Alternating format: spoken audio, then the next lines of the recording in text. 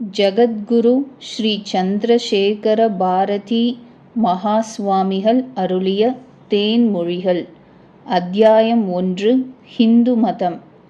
பாகம் 1. சனாதன தர்மம். ஸ்ரீ மகாஸ்வாமிகள் அவர்கள் தென்னிந்தியாவில் விஜயம் செய்து வந்த சந்தர்ப்பத்தில் ஒரு கிராமத்தில் தங்கியிருந்த சமயம் அவர்களுடைய அனுக்கிரகத்தை பெற கருதி ஓர் ஐரோப்பிய கணவான் அவர்களை தரிசிக்க வந்து சேர்ந்தார். அவர் வேதாந்த விஷயமாக சில சாமானிய கிரந்தங்களை வாசித்தவராகவும் அவைகளில் சொல்லப்படும் விஷயங்களில் மனது ஈடுபட்டவர் போலவும் தெரிந்தது.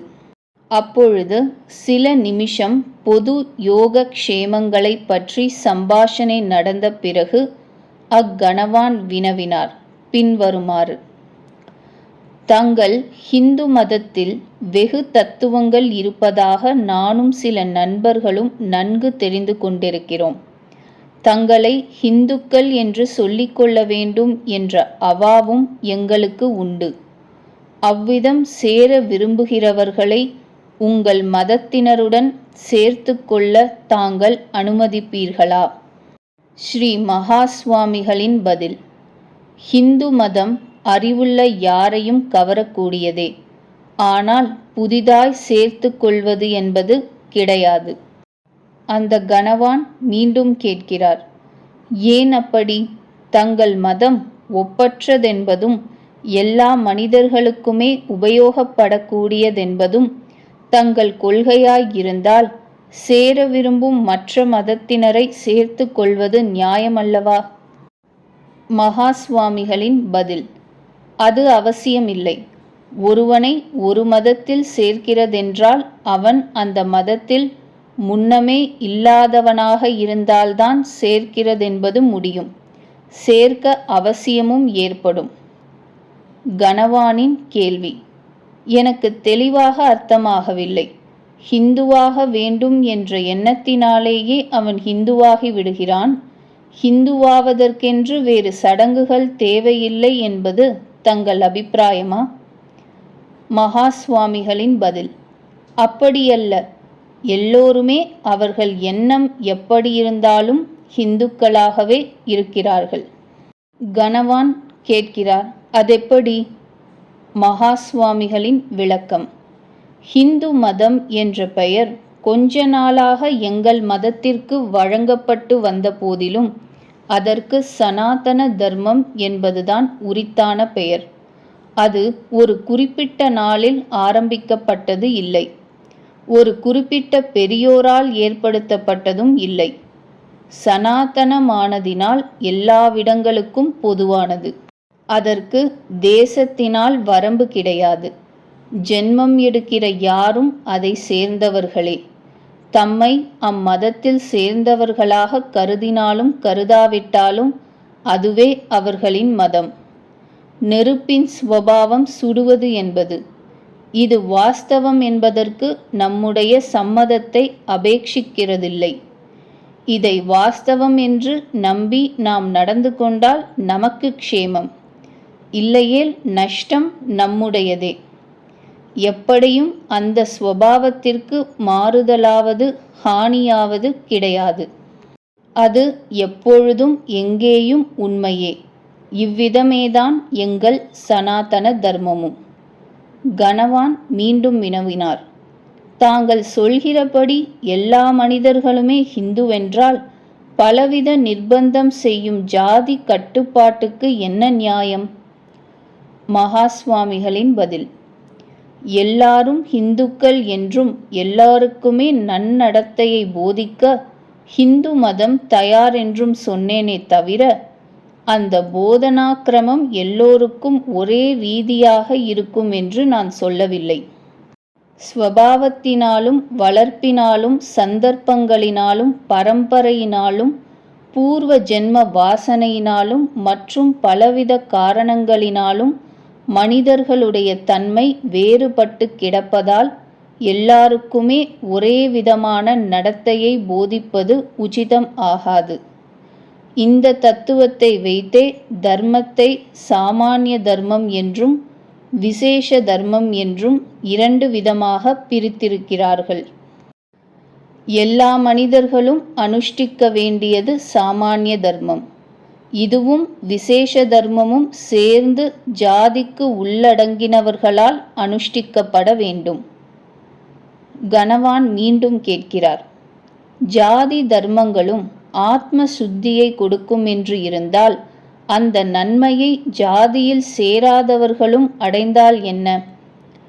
மகா சுவாமிகளின் பதில், தாகமுள்ளவனுக்கு ஜலம் சுகத்தை தரும் என்பதற்காக கடுமையான ஜுவரத்தினால் நாக்கு உலர்ந்து போகிறவனுக்கு ஜலத்தை கொடுத்து விடலாமா? கணவான் மீண்டும் கேட்கிறார், தங்கள் திருஷ்டாந்தம் சரியாக தோன்றவில்லை. ஒரு ஜாதிக்கு சொல்லப்பட்டிருக்கிற ஒரு தர்மமானது மற்றொரு ஜாதியாராலாவது ஜாதி இல்லாதவராலாவது அனுஷ்டிக்கப்பட்டால் கெடுதலை உண்டு பண்ணும் என்று எப்படி சொல்வது? மகா சுவாமிகள் விளக்குகிறார், இப்படி நினைக்க வேண்டும். அதாவது ஒரு ஜாதிக்கு சொல்லப்பட்டிருக்கிற ஒரு தர்மம் மற்றவர்களுக்கும் அனுகூலம்தான் என்று எப்படி சொல்வது என்று நினைக்க வேண்டும். ஒரு ஜாதிக்கு அந்த தர்மத்தை விதித்திருப்பதிலிருந்தே அது மற்ற ஜாதிக்கு ஏற்படாத விசேஷ தர்மம் என்று தெரிந்து கொள்ள வேண்டும்.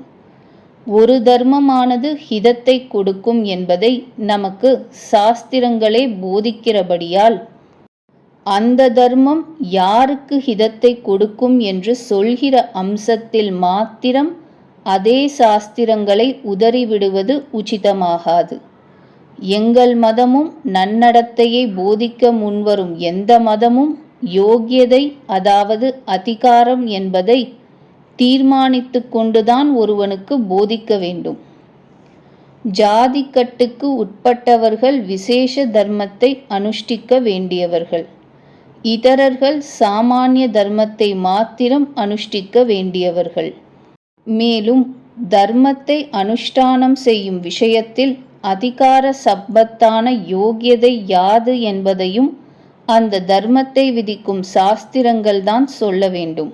கணவான் மீண்டும் கேட்கிறார், தாங்கள் சொல்லுகிறபடி ஹிந்து சாஸ்திரங்கள் எல்லா மனிதர்களுக்காகவுமே ஏற்பட்டவைகளென்றும் எல்லா மனிதர்களுமே தங்கள் மதத்தில் சேர்ந்தவர்களாகவே பிறக்கிறார்கள் என்றும் வைத்து கொண்டால் இதர மதங்கள் இருப்பதற்கு என்ன சமாதானம்?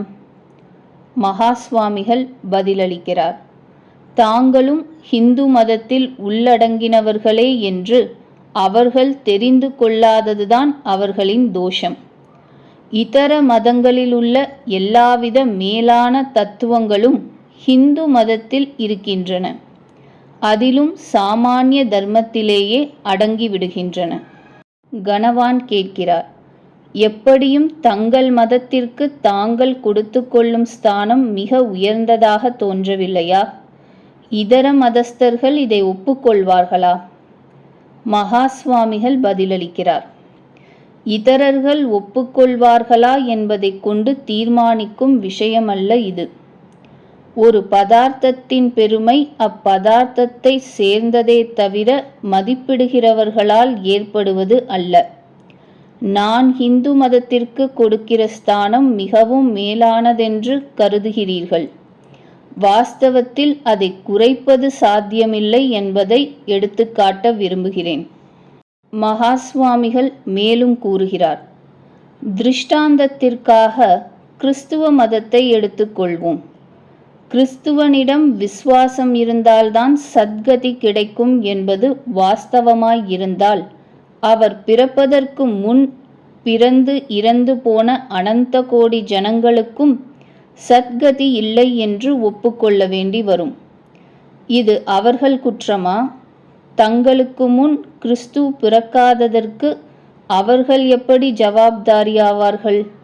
அப்படியே கிறிஸ்து இருந்த காலத்திலும் அதற்கு பிறகும் கிறிஸ்து என்று ஒருவர் உண்டென்று காதால் கூட கேட்காதவர்களுக்கு எல்லாம் சத்கதி கிடையாதென்று சொல்ல வேண்டும். தவிரவும் சத்கதிக்கு அவசிய சாதனமாயிருக்கிற ஓர் அம்சத்தை பகவான் வெகுநாள் வெளியிடாமல் வைத்திருந்து திடீரென்று ஒரு நாள் வெளியிட்டாரேயானால் அது நியாயமாகுமா? அந்த தேதிக்கு முன் பிறந்தவர்களிலும் சத்கதியை அடையக்கூடிய ஆத்மாக்கள் இருப்பார்கள் என்பதை பகவான் மறந்துவிட்டாரா? மறக்கவில்லையானால் அவர்களுக்கும் சத்கதி சாதனம் அமைத்து கொடுத்தாரா? அப்படியானால் அந்த சாதனத்தில் கிறிஸ்துவினிடம் விசுவாசம் என்ற அம்சம் சேர்ந்திருக்க நியாயமில்லையே. ஆகையால் முதல் மனிதனை சிருஷ்டி பண்ணின காலமொன்று உண்டு என்று வைத்து கொண்டால் அந்த முதல் மனிதனுக்கும் சத்கதி சாதனம் தேவையாய் இருந்திருக்கும். ஆதலால் இதை அவனுக்கு தெரிவிக்க வேறு யாரும் இல்லாததால் அக்காலத்தில் இருந்த மற்றொருவரான பகவான்தான் அவனுக்கு அந்த காலத்தில் உபதேசித்திருக்க வேண்டும் என்று ஒப்புக்கொள்வதுதான் யுக்திக்கு பொருத்தமாகும். ஹிந்து மதத்தில் சிருஷ்டிக்கு ஆரம்பம் உண்டென்பதை ஒப்புக்கொள்ளாததினால் சத்கதி சாதனத்தை போதிக்கும் வேதமும் உலகமும் சமகாலத்தில் தோன்றினவைகள் என்றும் அவ்வேதங்கள் பகவானிடமிருந்தே வெளிப்பட்டவை என்றும் சொல்கிறோம். இப்படியல்லாமல் பின்னொரு காலத்தில் சிருஷ்டிக்கு வெகு காலம் கழித்து பகவானைத் தவிர வேறு ஒரு பெரியோரிடமிருந்து சத்கதி சாதனங்கள் ஏற்பட்டதாய்ச் சொல்லும் எந்த மதமும் அனித்தியமாயும் அரைகுறையாயும் தான் இருக்கும்.